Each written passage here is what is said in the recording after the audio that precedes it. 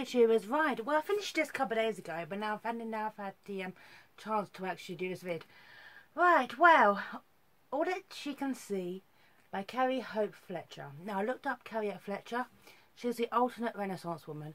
She's a vlogger, actress, and she can sing like an angel. She has the realistic of playing both young Eponine and older Eponine in Les Mis. Yep. I actually saw her several years ago at West End Live. She's astonishing. Honestly, she has the most beautiful voice. And also, I said many years ago in my review of Beauty and the Beast that Samantha Banks should have been Belle in Beauty and the Beast. These two could have tied for it. Her voice is astonishing. And she's also an author, see, Renaissance woman. And she wrote this. All That She Can See, subtitle, Every Little Thing She Bakes is Magic. I had that in my head for so long after reading that by the police. So, anyway, here's the plot. Sherry is a baker. Well, she's a baker of a difference. She has a unique ability to see souls, to see emotions. Imagine if there was a show at the turn of the millennium called Dead Like Me about a teenage Grim Reaper, and there were these kind of like beasts called the Gravelings who kind of set things in motion. That's where the Reapers came in. So imagine the Gravelings, if you will. Imagine your anger, your grief, your sadness kind of stuck to you, feeding off your energy, unable to let you move on. Okay? But Sherry has this gift that she can see them. So she decides that she can do what she can to remove them, make them smaller, have people move on with their lives, which is a fantastic concept. Honestly, this book is so original in its execution. It was fantastic. Just the idea of this baker going from town to town, like Nanny McPhee, helping people and then moving on again, you know, like the Little Hobo or something. Okay, so I love the concept of this book. Sherry herself, and I'm going to give full respect now, okay, to Carrie.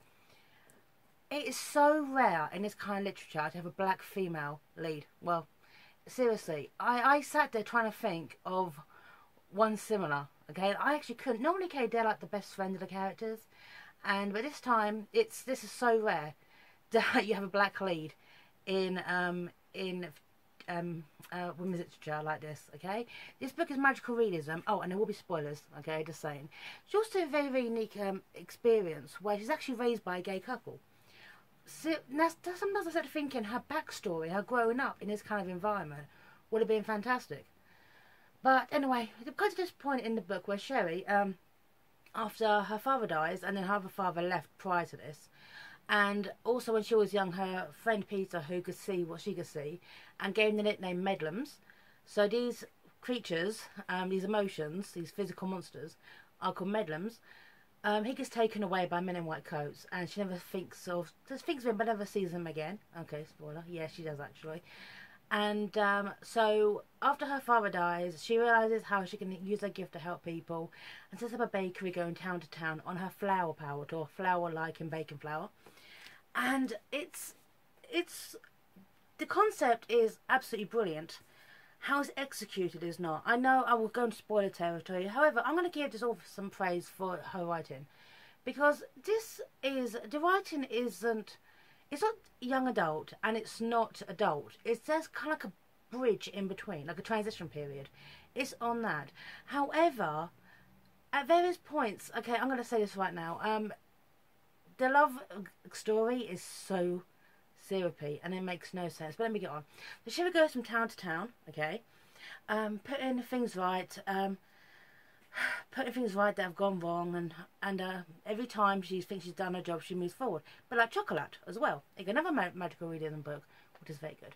So she goes forward. Nanny McPhee, like Chocolate, her bakery, her baked treats makes everyone happy, and she gets to this small town where she meets Chase. Now Chase, unlike her, Sherry sees the bad emotions, but Chase sees the good. Now you think that a young man who could see basically the highest choir of angels attached to people, the beautifulness, the angels, if you will, the seraphims, he would be happy. He's not, because he sees what he feels has been denied him, so he's miserable.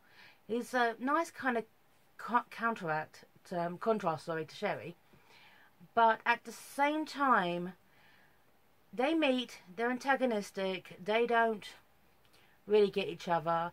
He finds a way to make some money off his ability, which is quite disgusting. I'm not going to go into.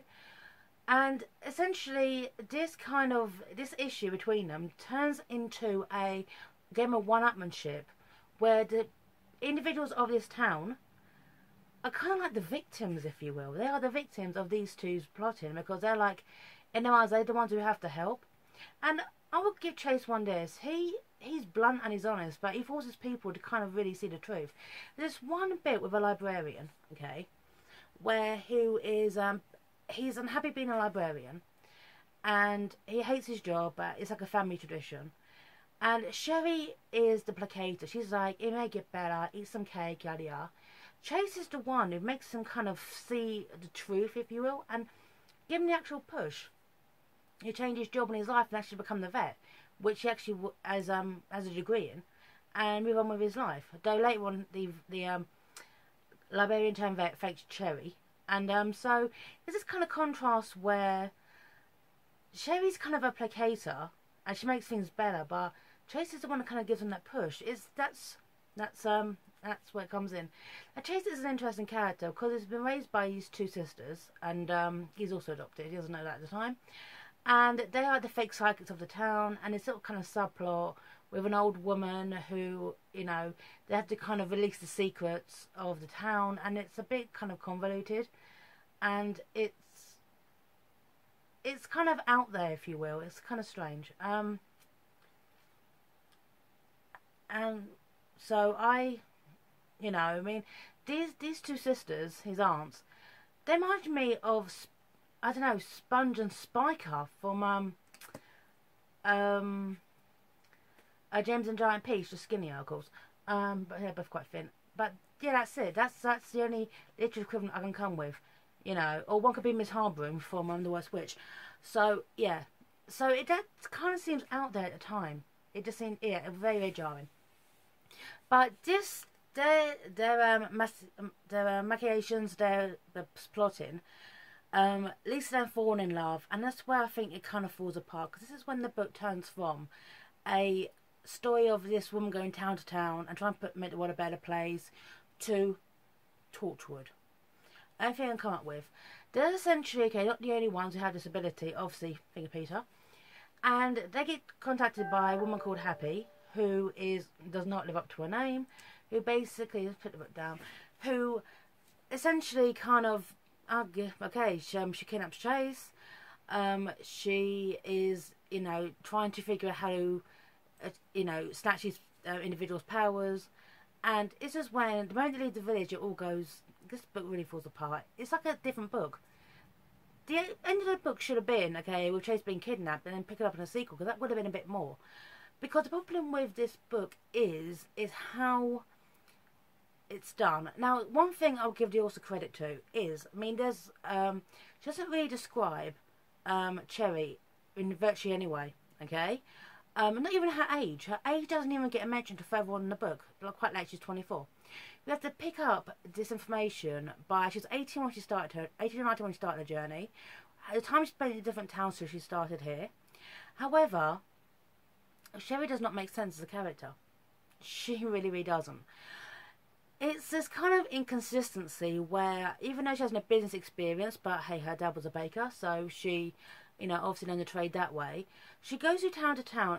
On her Flower Power tour, she's never used social media in her life, because she seems to think that social media is for, like, you know, I guess posh people, like creatives and journalists and novelists. And I was like, are you serious? Seriously, I actually thought this book was set in the past, until, like, someone actually mentioned Facebook, and I was like, oh no, it's modern day. And until she kind of gets to, you know how Facebook works. Come on, fit in 21st century, people have YouTube channels, Snatch, and, you know, Twitter. People's dogs have Twitter pages, so there's no excuse for that. But it's kind of mentality of a young adult not knowing anything about social media. Ridiculous. Hey, I'm uploading this on my mobile after all, and does Sherry even have a mobile? Mobile, you normally have the internet and mobiles these days. I think every phone's a smartphone now.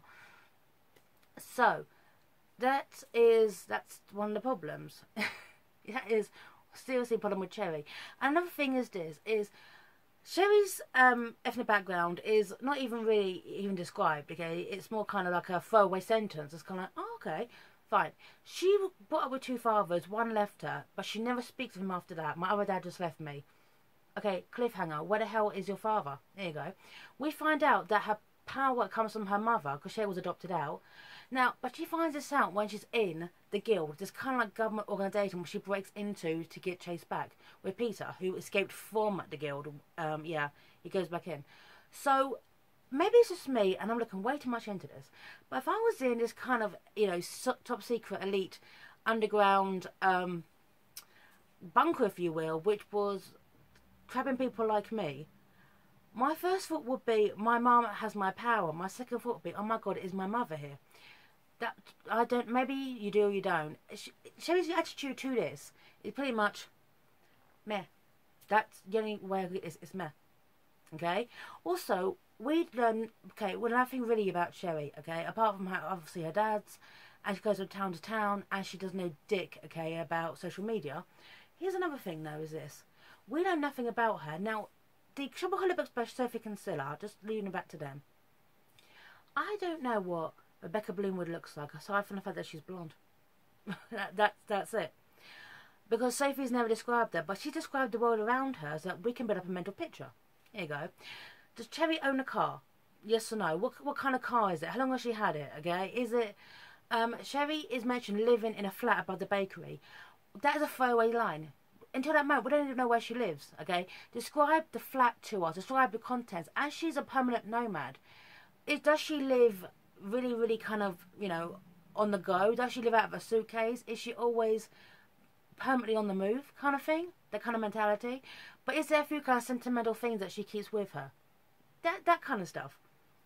So, and here's a pet peeve of mine, okay? Cherry wears pyjamas. As in all the time. All the time. Now her reasoning behind this is because they're the most comfiest things in the world. And everyone should wear pyjamas. And I'm like, no they shouldn't. Okay, I get that. Sorry, I have a bad leg. Okay, I get that it's like a trait of the character, but it came off as stupid. You know, you find, you know, you have a good character like Sherry Kay who is underdeveloped but has potential. But it's a case of, I'm 24 years old and I'm wearing gym jams. I can't take that seriously. I just can't. How can anyone take that seriously? If I walked into a bakery and a woman of the opposite, okay, serving me because I was wearing gym jams, I'd be like, nice place. I'm just going that way. And I noticed, okay, that if she goes to the most like ruralist, like, doesn't come to London. Just saying, you know, London probably needs a bit of help. But hey, right. So, the book is good, but the problem is how underdeveloped it is. The twist from the village, if you will, to Torchwood, if you will, it just seemed kind of out of nowhere. It's kind of like all these great concepts, but they're not developed enough. Chase is, I think, developed sometimes a bit more than Cherry, and there's this love story that comes into it, and this is where the problem lies. It's very similar in romantic comedies, okay, with, you know, the two leads. I hate you, I hate you, I hate you. They're antagonistic, they hate each other, eventually it becomes love. This literally was, I hate you, boom, we're in love, we see each other, we understand each other. And it's a little bit PC-13, you know what I'm saying? It's a little bit, you know, chase little kisses and cuddles. And I was like, is this actually young? Is it definitely a bridge between young adult and adult? Because for everyone, Chase swears. There you go. It's just, there's a couple of swear words, but kind of comes out of nowhere. So, yeah, the problem is things aren't described the way they should be if it was so underdeveloped. It was a very, very good read, and one thing I like about Carrie is that she describes emotions so well, how things make us feel, which I totally understand, obviously, because I've been grieving for the last year, how grief attaches itself to you, and you feel like you can't shake it off.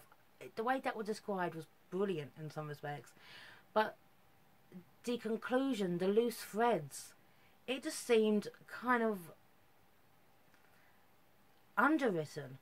It needed more development. It's kind of this great concept and very original idea. Because a woman coming to kind of, you know, even bakeries, making the world a better place through food, that's been done. Bringing the emotions angle, brilliant. But where's that? Where is the proper resolution? You know, where's Sherry's mother? Where's Sherry's other father? these little throwaway lines become the loose threads and then they're resolved. So yeah, so overall I enjoyed it, but at the same time I felt it could have been developed a lot better. That's pretty much it. But anyway, kudos to Carrie Fletcher. Good book though. Hey, I didn't hate it, but it was not like the best book ever kind of territory, but enjoyable. So I'm giving it, I don't know, let's say 6 out of 10 if I ever do ratings. I don't normally. So 6 out of 10. So anyway, thanks for watching this, YouTubers. Thanks for actually Carrie for actually writing this actually pretty good book, and in places and very glad it is. And above all, sign off and take care. Bye now.